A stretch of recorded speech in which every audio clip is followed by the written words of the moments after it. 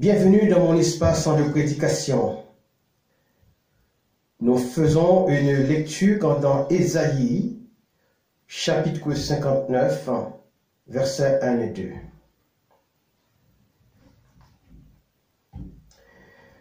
Non, la main de l'Éternel n'est pas trop courte pour sauver, ni son oreille trop dure pour entendre. Mais ce sont vos crimes qui mettent une séparation entre vous et votre Dieu. Ce sont vos péchés qui vous cachent en sa face et l'empêchent de vous écouter. Chers amis, comprendre la sphère invisible du microcosme et son fonctionnement relève non seulement d'une bonne intelligence, mais aussi d'un niveau spirituel adéquat. Avant toute chose, je conseille fortement à l'enfant de Dieu de se garder d'aller au-delà des choses que Dieu permet aux hommes de comprendre. Dieu n'a ni origine, ni fin.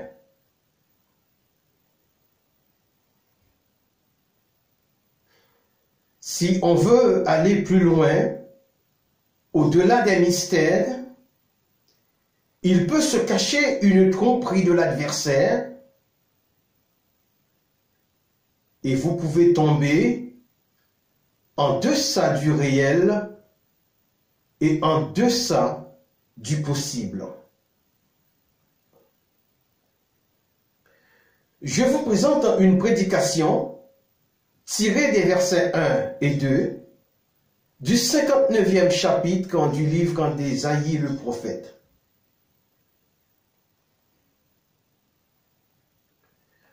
En ce qui le concerne, c'est-à-dire Ésaïe, nous savons qu'il vécut 800 ans avant Jésus. Nous savons également que nos contemporains l'ont surnommé le prophète évangélique par rapport à l'exactitude des prophéties qui concernent le Christ. Dans le 53e chapitre de son livre.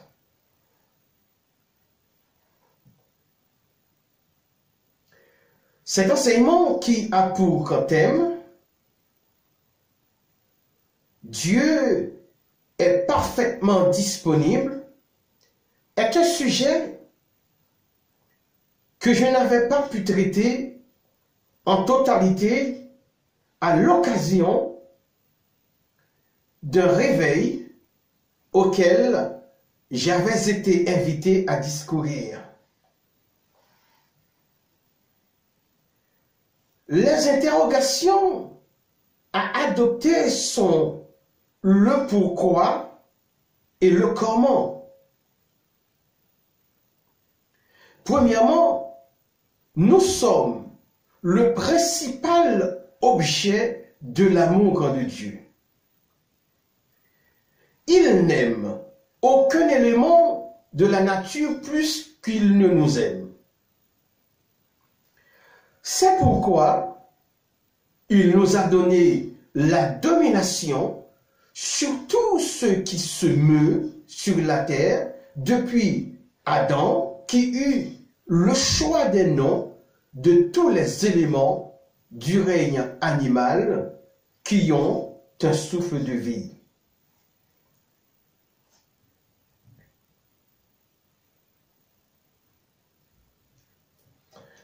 Cette puissance dominatrice octroyée à l'homme est mentionnée dans le livre de la Genèse, chapitre 1er, verset 26. Puisque nous étions créés pour lui être disponibles, laquelle disponibilité disparut à la chute d'Adam et Ève. Nos premiers parents, bien entendu. La part de disponibilité de Dieu reste inchangée parce que il est immuable. Dieu est immuable. Selon Hébreux chapitre 6, versets 17 et 18.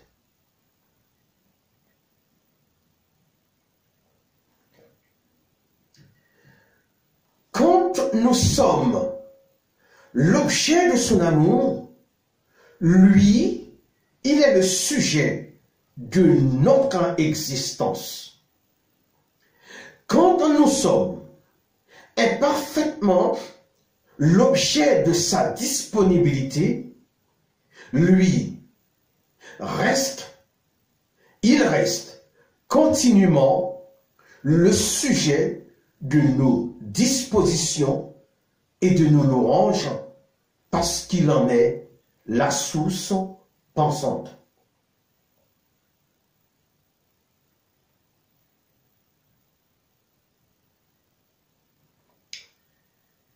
Selon le verset premier, quand on parle de la main de l'Éternel, on parle de sa droite triomphante. Quand on parle des oreilles de l'Éternel, on parle de l'organe de réception des prières et des louanges.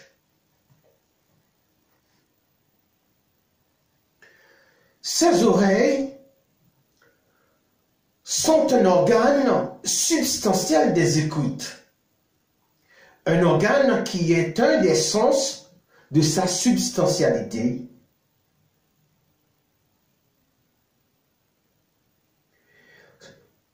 Son oreille que nous trouvons au verset 1er du chapitre 59. Cet organe appelé les oreilles de Dieu reçoit les pensées spirituelles de l'homme tant sur le plan audible que sur le plan silencieux. Quand nous sommes frappés par la surdité spirituelle, il nous est impossible d'entendre la voix de l'Esprit. Les oreilles de l'Éternel sont métaphysiques, aussi bien que nos oreilles de la foi le sont, car la foi elle-même est métaphysique. Nos oreilles spirituelles sont les reflets de l'éclat dont les oreilles de l'Éternel sont la brillance de la substance. Alléluia. La brillance de la substance. Quand on parle de la séparation d'avec Dieu, on parle de la rupture de communication. Exemple, quand l'eau est coupée de sa source, elle tarit. Imaginez comment serait le lit d'une rivière coupée de sa source. Le lit deviendrait sec avec de nombreuses fentes indiquant le degré de sa sécheresse. Toutes les fois que le chrétien perd sa communication avec Dieu, il porte des signes visibles qui sont comme la sécheresse du lit d'une rivière. Alléluia. Gloire au Seigneur Jésus. Imaginez la fertilité de votre terrain qui jadis était arrosé par des cours d'eau. Imaginez l'aridité de votre terrain suite à une mise en place d'un barrage qui lui empêche l'arrivée de l'eau. alors votre terrain n'est plus alimenté et il lui était possible de produire. L'enfant de Dieu, dont la communication est rompue avec le Père, ne porte plus de fruits spirituels à cause de l'aridité du sol de sa vie et l'absence des arts spirituels fournis par le Saint-Esprit.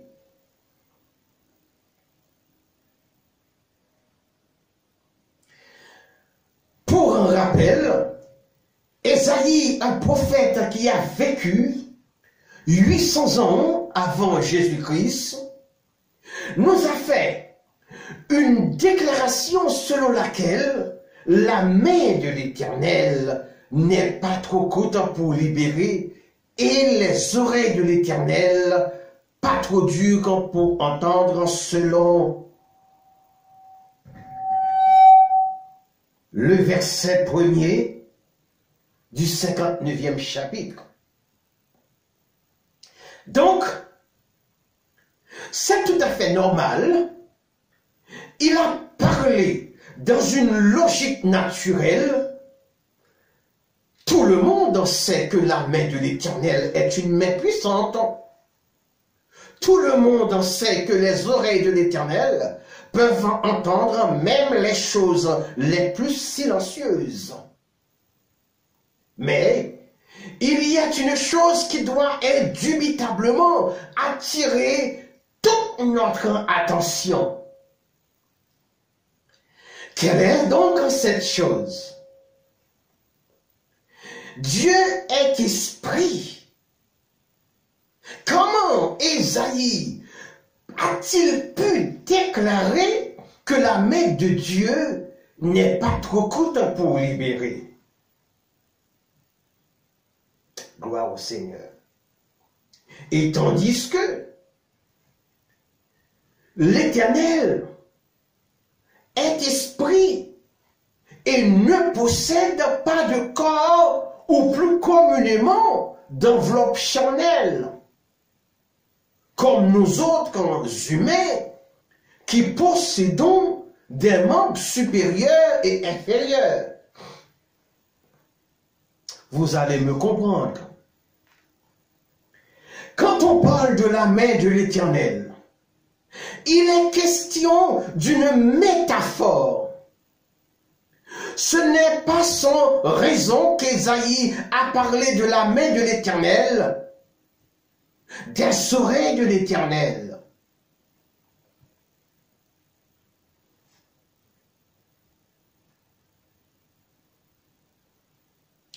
Ce n'est pas sans raison qu'il a parlé d'une séparation entre vous et l'Éternel.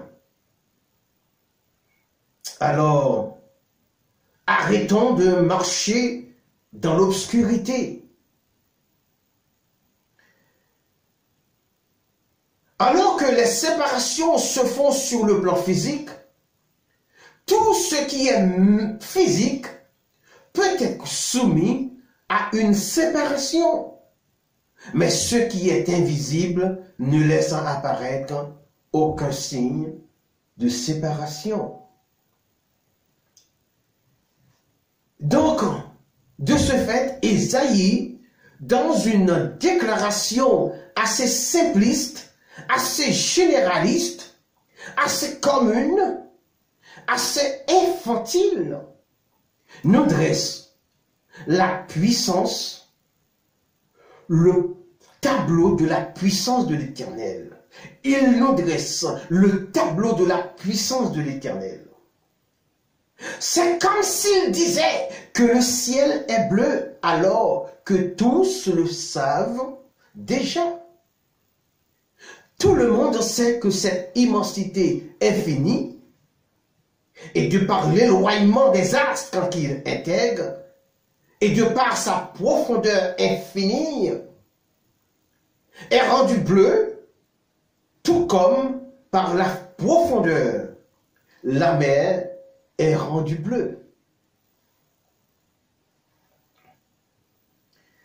C'est de cette même façon qu'on peut dire que la lune éclaire la terre. Donc, pour nous, cela peut être un pléonasme. C'est comme si on disait à quelqu'un, sais-tu que la pleine lune éclaire la surface de la terre. Alléluia. N'oublions pas que nous sommes dans le chapitre 59e du prophète Ésaïe. Bien-aimé, c'est tout naturel qu'on voit la lune. Quelqu'un dirait, Ésaïe, mais qu'est-ce que tu nous racontes là? On sait tous que la main de l'Éternel est puissante. On sait tous que les oreilles de l'Éternel ne sont pas trop dures pour entendre. Alors, ces oreilles entendent tout et partout dans l'univers à cause de son omniscience, de son omniprésence et de son omnipotence. On sait qu'il est omniscient, mais pourquoi as-tu déclaré cela? En un mot, Ésaïe, tu viens de nous dire ce que nous savons déjà.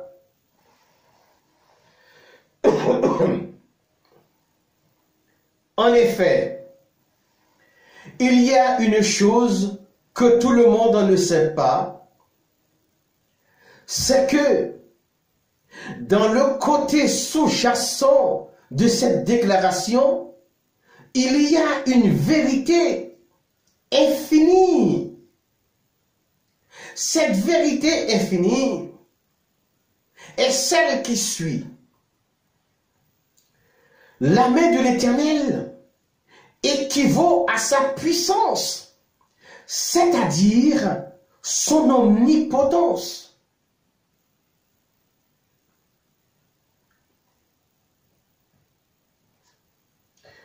Quand on parle de la main de l'Éternel, on parle de sa puissance triomphante.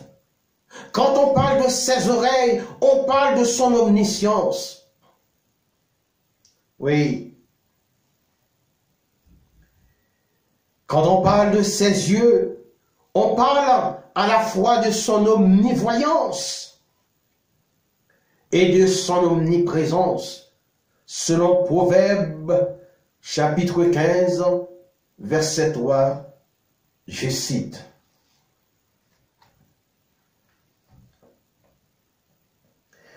Les yeux de l'Éternel sont en tout lieu observant les méchants et les bons.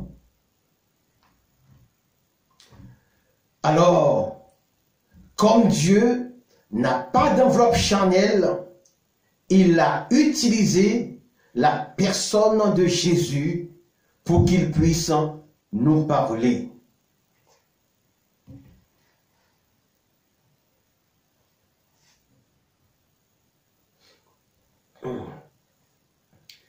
Le premier élément au travers duquel la main de l'Éternel s'est donc manifestée sous la forme physique, c'était lorsque l'ange de l'Éternel prit la forme d'un être humain en présence de Jacob. Alors, celui-ci, voyant un homme devant lui, croyait pouvoir lutter avec lui, pour l'obliger à rester et à le bénir. Et comme cette main est plus puissante que celle d'un homme, alors cette main a frappé Jacob à la hanche et il resta boiteux toute sa vie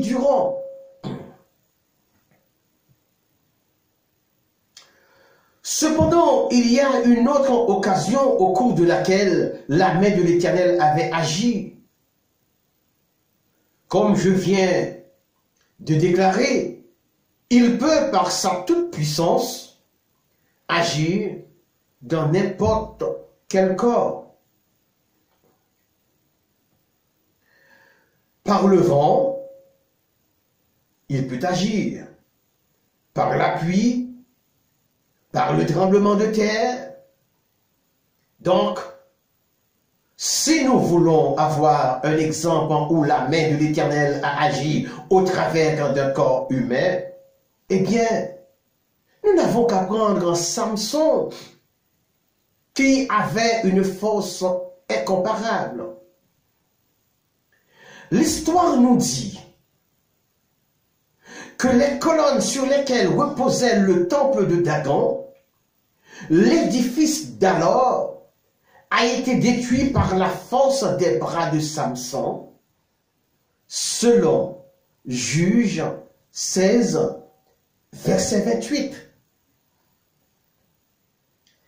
C'était à ce moment précis que les bras puissants de l'Éternel avaient agi.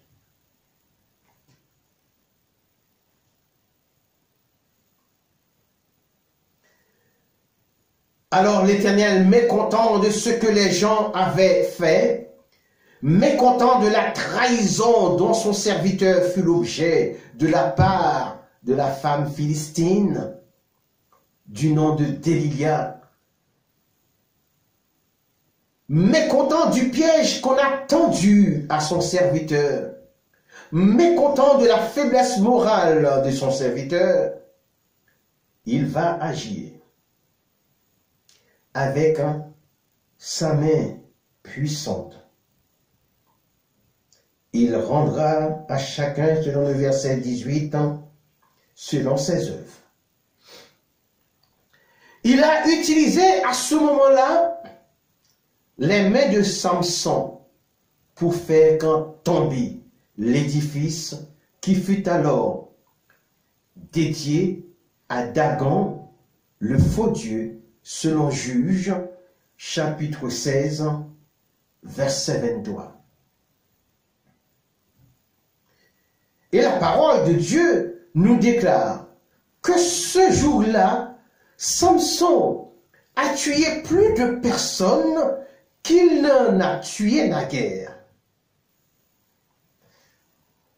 Ce fut la main de l'Éternel qui avait agi à ce moment-là, et non celle de Samson, car il a péri parmi les impies qui se trouvaient dans ce lieu. Là, c'est un exemple de la manifestation de la main puissante de l'Éternel. Samson avait la force de détruire n'importe quel édifice, aussi gros et solide qu'il eût été dans sa profondeur. Bien que Samson eût péché, l'Éternel utilisa ses bras pour accomplir son dessein. L'Éternel a accompli ses desseins dans la force des bras de Samson.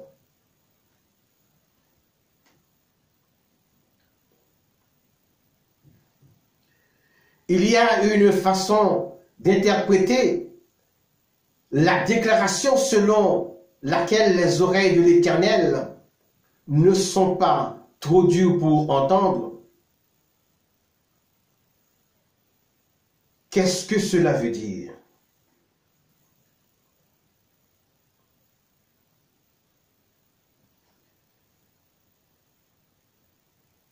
Les oreilles de l'Éternel nous parlent de son omniscience et de son omniprésence. C'est-à-dire, il est présent à l'instant T, à la seconde même qu'une parole est prononcée. Et alors, puisqu'il est un esprit et n'a pas d'oreilles, nous comprenons que ses oreilles sont une image métaphysique de sa substantialité. Les écoutes ont pris naissance de la substantialité divine, origine de tous les sens de l'homme, et arrivent à l'exploitation grâce à la substance en écoute. Cette substance en écoute est la faculté originelle d'écoute de Dieu. Si Dieu est esprit et ne possède pas de corps, ses oreilles sont alors le siège d'écoute ou une station d'écoute.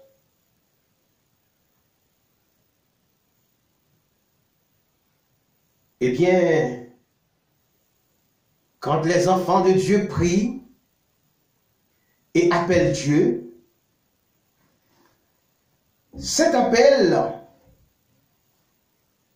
va dans la station d'écoute, dans l'essence même de sa substance d'écoute. Qu'est-ce qu'une substance? C'est quelque chose qui est né de lui-même ou qui n'est pas né à partir de quelque chose. C'est quelque chose qui vient à l'existence sans aucune aide de construction. Dieu n'a pas de créateur. Il existe de lui-même, par lui-même. Alors tous les sens que l'homme possède existent de par l'essence métaphysique de la substance de Dieu.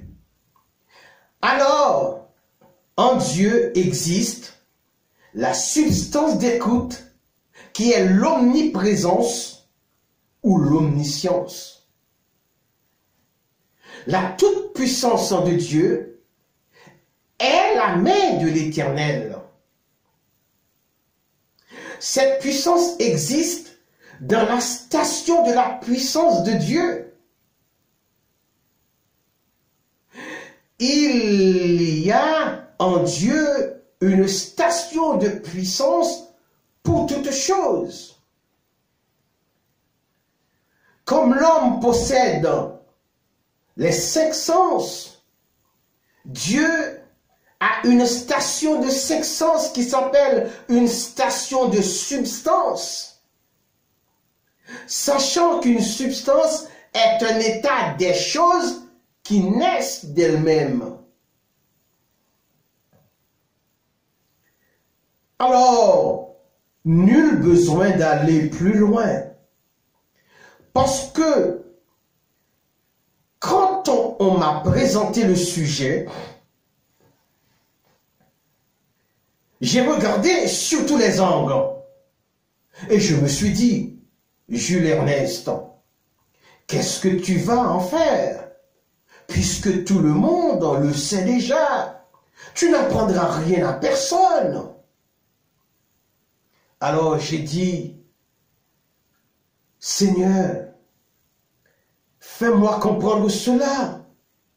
Car c'est une déclaration qui n'est étrangère, même pas à un enfant du primaire. Alléluia. Et j'en arrivais à la conclusion qu'il y a un sens à tout cela qu'il faut que je parvienne à expliquer. Alors tout à coup, il m'est venu à l'idée la chose suivante. Non, Jules Ernest. Non, Jules Ernest. Ici, on parle de la station substantielle, la station métaphysique de toute forme de substance qui existe dans leurs aspects informes, comme la terre elle-même était informe et vide, selon Genèse chapitre 1er, verset 2. Voilà. Ici, on parle de la station d'écoute, la station de puissance et la station du savoir. Et puis, on va continuer un peu plus loin. Il nous est dit que les oreilles de l'Éternel ne sont pas dures pour entendre. Toujours au verset 1er. Alors, quand l'enfant de Dieu se met en deçà de certaines disciplines ecclésiales, alors la station constitue d'elle-même un pare-feu qui empêche toute communication avec l'individu. Pourquoi? Parce qu'il n'y a plus de propriété spirituelle d'identification entre la station d'écoute et les émetteurs que nous sommes.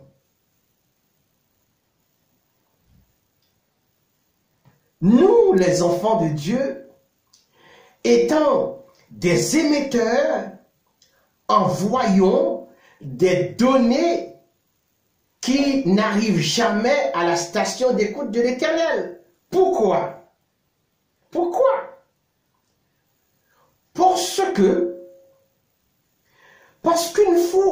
Parce qu'une fois tombé en deçà de la vérité, c'est-à-dire dans le péché, nos communications deviennent tellement totalement souillées qu'elles perdent leur potentialité émettrice, même lorsque nous essayons d'émettre ou d'envoyer.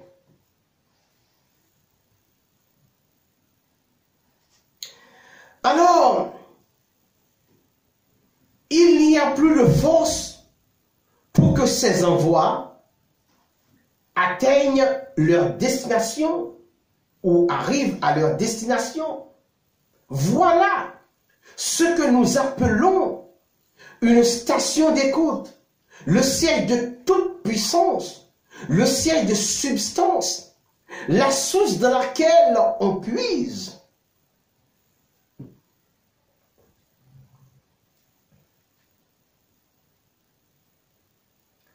C'est cela, les oreilles de l'Éternel. C'est une station d'écoute. Et celle-ci construit son propre pare-feu qui empêche que ceux qui n'est pas correct d'arriver jusqu'à elle. Alors, dans la déclaration selon laquelle la main de l'Éternel n'est pas trop courte, nous y voyons une station de puissance et celle-ci envoie de la puissance à tous ceux qui lui sont attentionnés, attentifs et réceptifs. Si elle trouve un élément qui a la même propriété qu'elle, elle lui envoie bien entendu sa puissance. Et cette puissance peut faire bien des choses. C'est ce qu'on appelle la main de l'Éternel. La main de l'Éternel est une station de puissance, une substance protectrice. Amen. Une substance protectrice. Ce n'est pas comme la main d'un homme. Dieu n'a pas de main, mais une station de puissance appelée bras ou main de l'Éternel. En lui ont existé toutes les choses, Selon Colossiens, chapitre 1er, versets 16 et 17, je cite.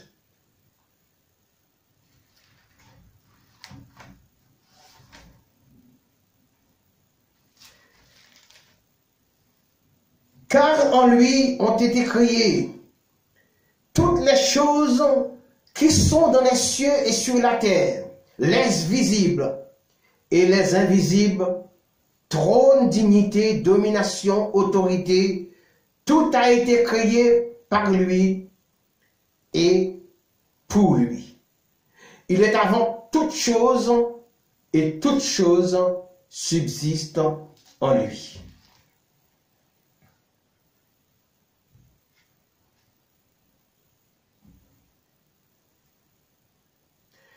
Il est la tête du corps de l'Église. Il est le commencement, le premier-né d'entre les morts, afin d'être en tout le premier.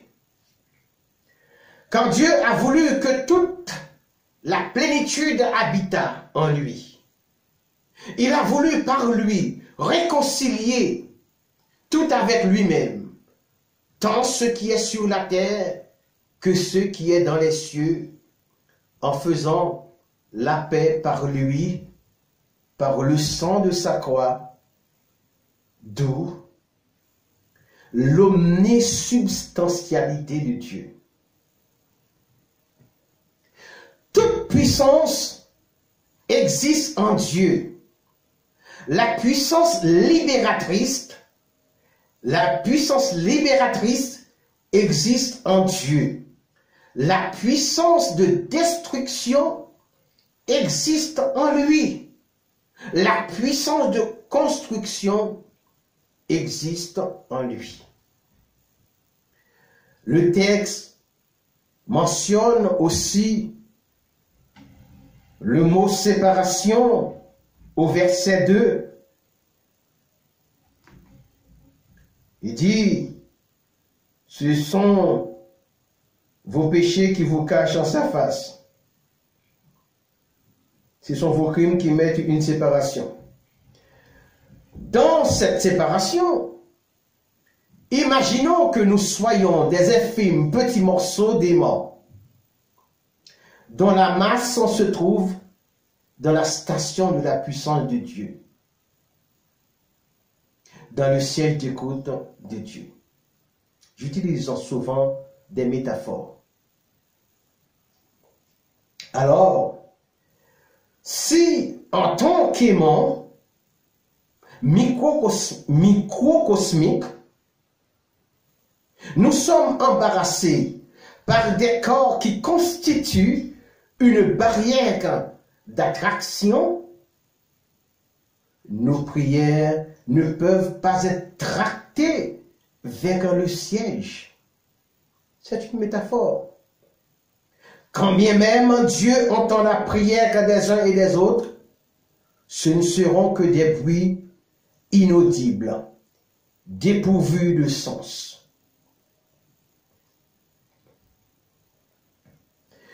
Il nous faut aussi tenir compte que Dieu entend tout.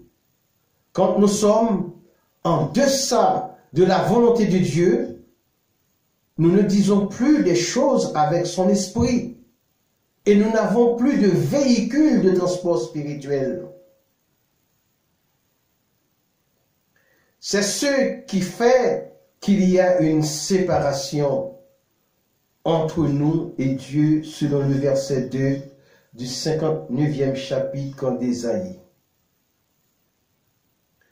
Une séparation sur le plan spirituel est une perte de communication et de communion avec Dieu. Tout comme dans certains couples dans lesquels règne l'incommunicabilité, il en est de même si nous ne communiquons plus avec le Seigneur qu'en Jésus-Christ.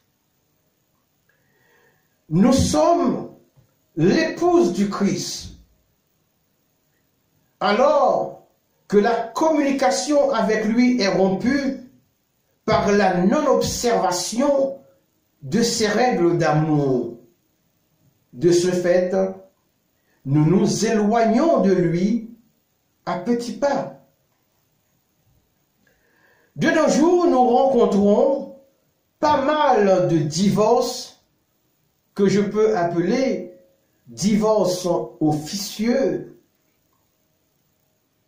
Quand bien même nous restons sous couvert de l'officialité des mariages qui sont mis en avant.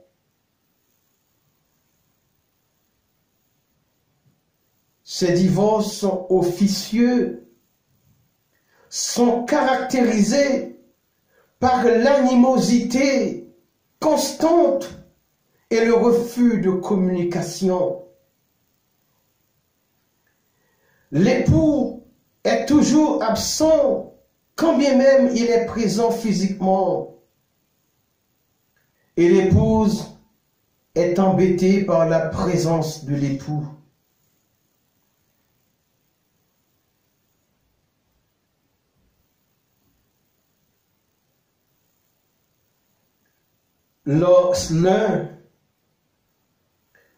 L'un comme l'autre s'énerve sans raison valable. Ils ne se parlent presque plus. Christ, l'époux, dont l'Église est l'épouse, parle à travers les pages de la Bible. Mais quelques-uns qui sont les membres de son épouse, c'est-à-dire l'Église, rejettent cette vérité et en font un sujet de plaisanterie, malheureusement. Les prières que nous formulons auprès de Dieu ne sont pas exaucées parce que nous les faisons pour assouvir nos désirs charnels au regard, aux grandes âmes plutôt, de sa tristesse.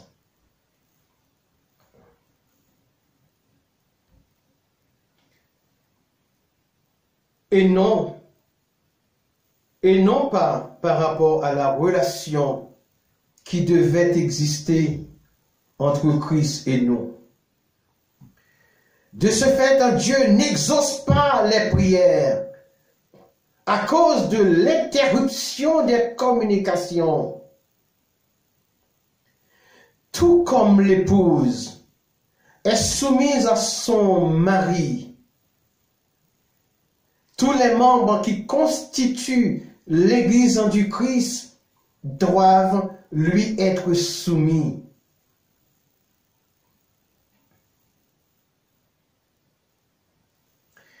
Quand nous faisons tout ce qui est contraire à ces principes, nous le discréditons et ternissons son image d'époux. Tout comme lorsqu'une épouse critique son époux, elle fait naître une mauvaise image de lui. Nous, l'épouse de Christ, quand nous le critiquons par nos mauvais comportements, nous faisons naître le doute sur sa divinité, sur ce qu'il a dit et promis. Nous jetons le manteau de la honte sur son sacrifice et nous invalidons le caractère sacré de son expiation. Quand le Seigneur m'a donné l'ensemble des éléments de cette phrase, des versets 1er et 2,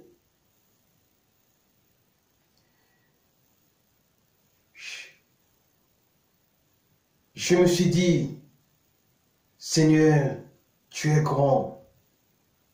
Ces phrases sont toutes simples, généralistes, mais une seule pensée m'est venue à l'esprit. N'oublions pas que c'est dans les petites choses, les choses toutes simples, que le Seigneur agit, qu'il a fait gagner une bataille dont Samson fut le héros. Dieu utilise les choses faibles pour confondre les grands. Selon 1 Corinthiens chapitre 1er verset 27, je cite, « Mais Dieu a choisi les choses folles du monde pour confondre les sages. Dieu a choisi les choses faibles du monde pour confondre les fortes. » C'est avec une mâchoire d'âne que Samson a gagné une bataille. L'immense vérité qui découle de la disponibilité de Dieu étant sous-jacent, il me fallait la comprendre d'abord pour ensuite l'expliquer.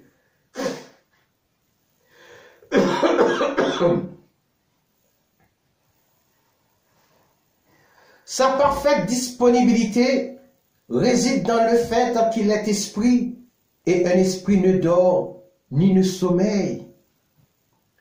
La disponibilité des hommes à l'égard de Dieu réside dans le fait qu'ils doivent mettre des moments à part pour servir Dieu. Une disponibilité totale comme celle de Dieu n'est pas requise pour l'homme. J'explique. Oui, cette disponibilité comme celle de Dieu n'est pas requise pour l'homme.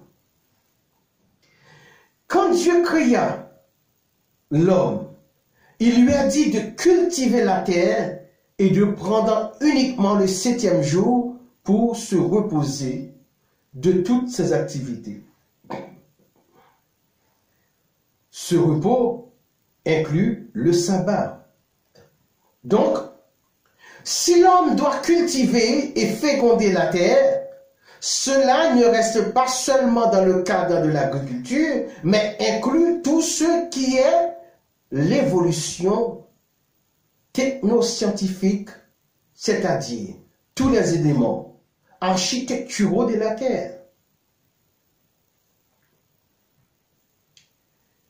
Dans la disponibilité humaine à l'égard de l'Éternel, Dieu appelle tous à son service de glorification, mais ne consacre pas tous au sacerdoce qui requiert une totale disponibilité.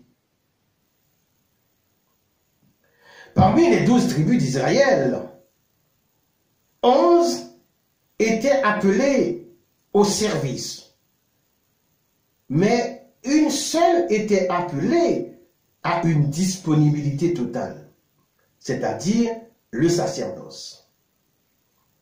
Pendant que les 11 tribus travaillaient dans l'agriculture, la confection et la construction,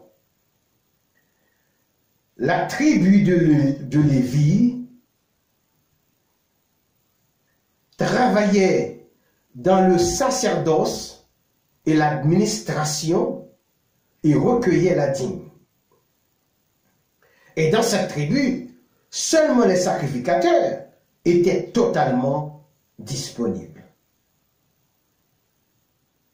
au service de Dieu. Aujourd'hui, les consacrés de Dieu sont comme les Lévites, plus précisément comme les sacrificateurs.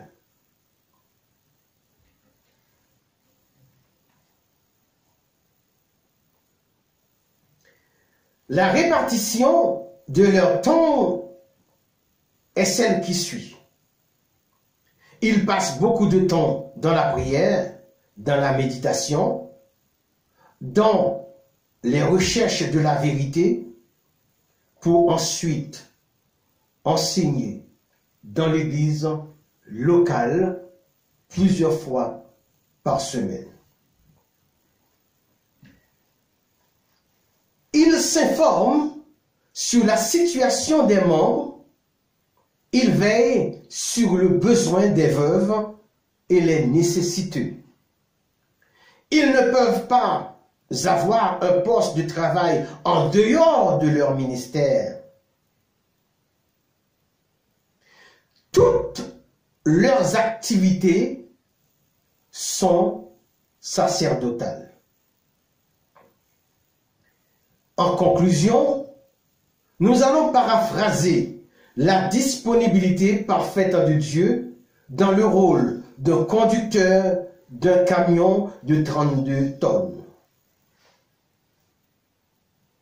Quand je vous ai dit que j'aime beaucoup les métaphores, alors c'est ce que vous allez voir, c'est ce que vous allez entendre.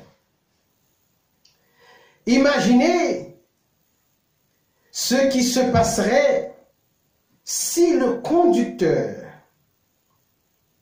de 32 tonnes fermait les yeux pendant une minute d'endormissement.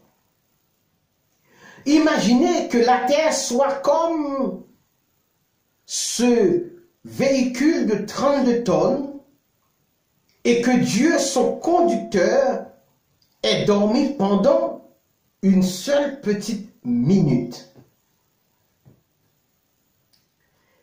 Imaginez la perte qui serait celle d'une mégapole plongée dans l'obscurité totale pendant 1 heure si toutes les alimentations électriques, quelles qu'elles soient, venaient à disparaître.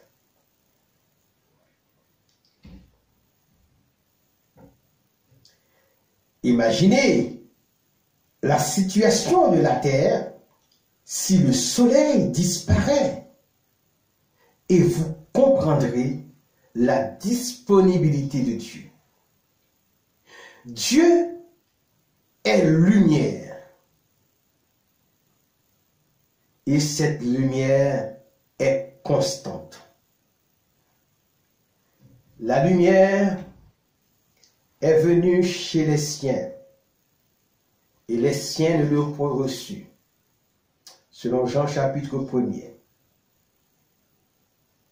À ceux qui croient en son nom, elle a donné le pouvoir de devenir enfant de Dieu.